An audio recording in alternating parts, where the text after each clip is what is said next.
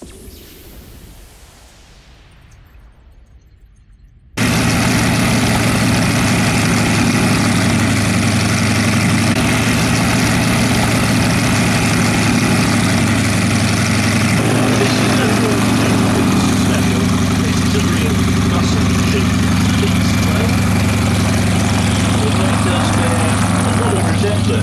the original Pitts that flew in 1945, designed by Curtiss Pitts, who worked as a carpenter on the US Railroad. And at the time of designing the Pitts, he had never flown as a pilot. He'd only made models of aircraft, and this was his first aircraft design. And he more or less got it right first time round, which is pretty unusual because although the avionics have been improved, the components and what they're made of have been improved over the years, and the engines, of course, most particularly have been uprated and improved over the decades. The basic design principle has remained the same since 1945. It has just been given clearance to take off to begin its display routine.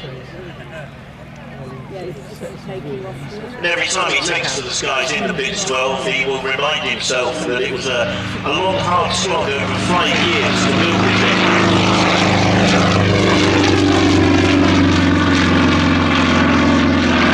With the intention of putting it through display routines at air shows like our vintage display here this afternoon.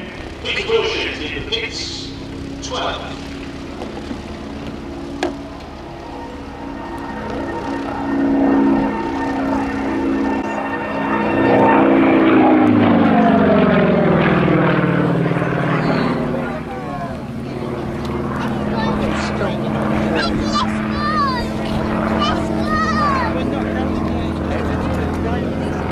Peter up to the vertical there, rolling all the way up and then into what we call a hammerhead or a stall turn.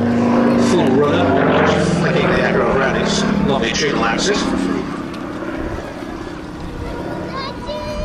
Staying on the B-axis runs towards and away from you, the A-axis runs right to left in front of you.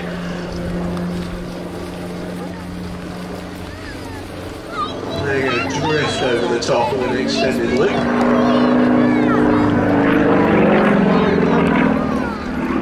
That's quite interesting, there's strong wind today, so I'm going to extend some of these manoeuvres into wind. Of course, as he comes up on the far side, on the far end of the B-axis, the wind's pushing him away from us. So you have to extend that loop back towards us to allow for the wind.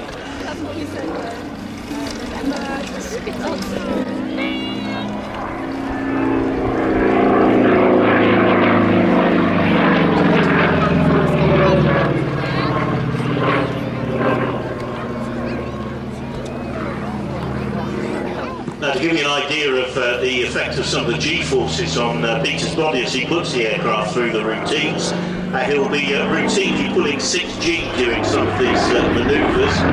Peter declares that he weighs 13 stone. He's not precious about that, but during some of these 6G manoeuvres, his body will increase in apparent weight to an astonishing 78 stone.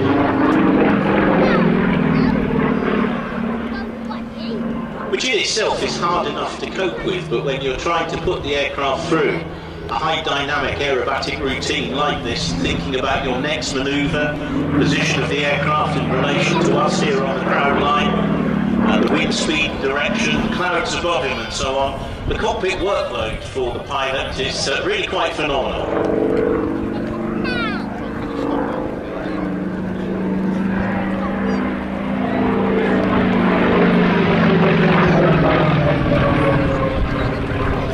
Like all the pilots performing here today, makes it look so easy, but that belies hours and hours of preparation and practice that he puts in to display routines like this. It's much more efficient wing design, fine skin, and slightly bigger, as I said, more efficient. Again, still 4 on each wing. Roll rate goes up to just about 430 degrees a second, so you're doing nearly 1.5 rolls in every second. Yeah, not the sort of thing to try after a heavy Sunday roast, is it?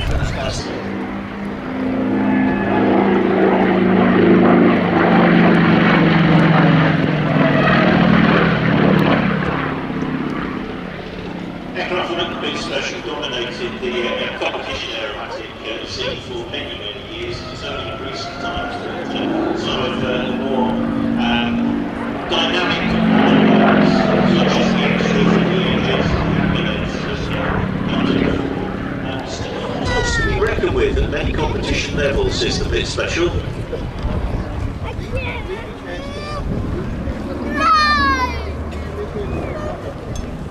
Power plant on this aircraft, as Mark was saying, the Vedeniev P14 PF has proved itself to be not only remarkably reliable, but very powerful and very lightweight.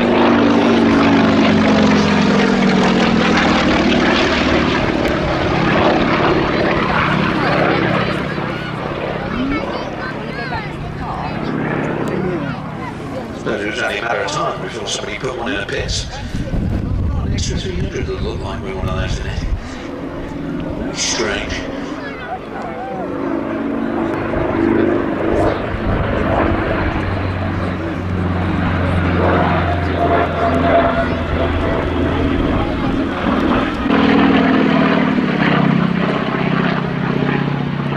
With that big engine up front, having to side slip so that he gets a view down the fuselage over the engine cowling so that he can line up for landing on 2-1,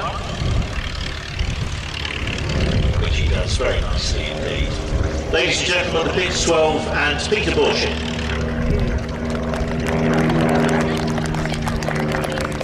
A somewhat older school of aerobatics beginning immediately over the centre of the airfield now. A very rare aeroplane indeed, the Blackburn B2.